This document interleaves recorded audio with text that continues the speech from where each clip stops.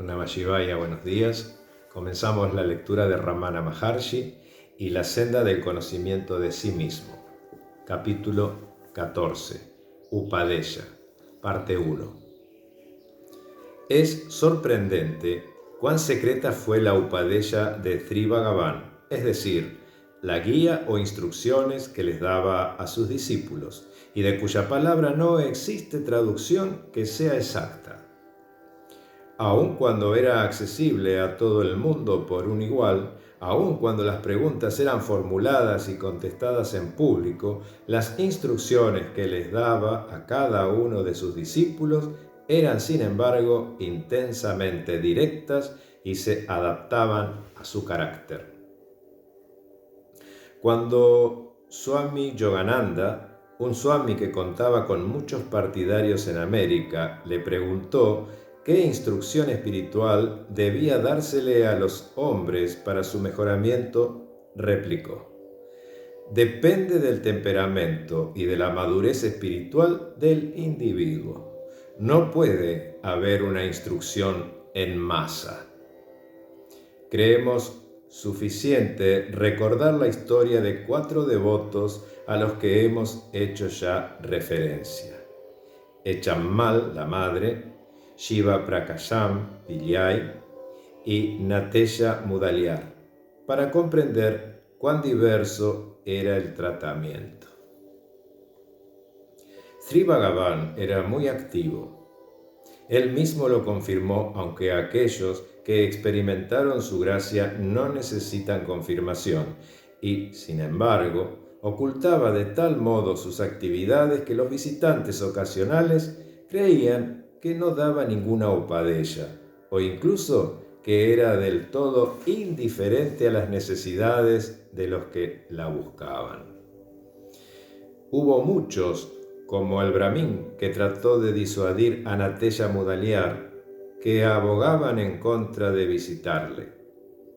La extrema importancia de esta cuestión está en el hecho de que, excepto en los más raros de los casos, tal como el del propio Sri Bhagavan, la realización es posible única y exclusivamente a través de la gracia de un gurú. Sri Bhagavan era tan definitivo en este punto como otros maestros. Por lo tanto, no era bastante para el sadhaka, aspirante, saber que su enseñanza era sublime y que su presencia inspiraba. Era necesario que un gurú proporcionara diksha, iniciación, y upadesha, instrucción. La expresión gurú es usada en 3 sentidos. Puede significar un hombre que, a pesar de que no posee un logro espiritual, ha sido investido, como la ordenación de un sacerdote, con el derecho de proporcionar iniciación y upadesha.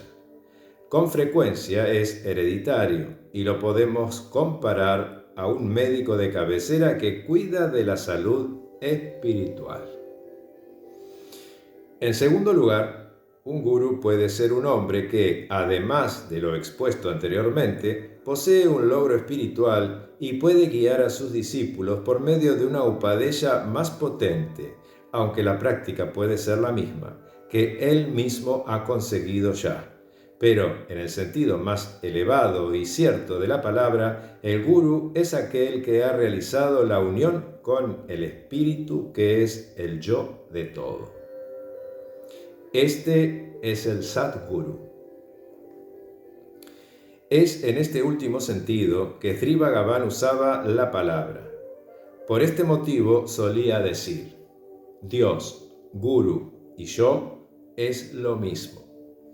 Y al describir el Guru decía: el Guru es aquel que siempre, en todo momento, mora en la profundidad del yo. Jamás ve una diferencia entre él y los demás y está completamente libre de falsas nociones de distinción.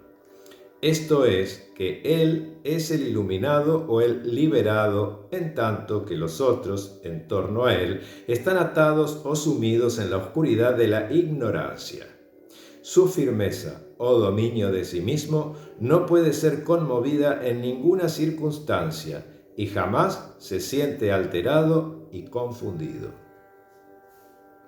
Sumisión a este gurú no es sumisión a alguien que está fuera de nosotros, sino al yo manifestado externamente con el fin de ayudarnos a descubrir nuestro propio yo interior. El Maestro está dentro de nosotros. La meditación nos ayuda a eliminar la ignorante idea de que solamente está fuera de nosotros. Si fuera un extraño a quien esperas, podría desaparecer. ¿De qué serviría un ser así transiente? Pero cuando creemos que somos seres separados o que somos el cuerpo, entonces el Maestro exterior es necesario y se manifestará en un cuerpo. Cuando la falsa identificación de uno mismo con el cuerpo cesa, entonces descubrimos que el Maestro no es otro que el yo espiritual. Es axiomático que aquel que es gurú en este supremo sentido de haber realizado su identidad con lo absoluto no lo diga, puesto que no posee ningún ego para afirmar su identidad, y tampoco dice que tiene discípulos, puesto que no puede existir relaciones para él.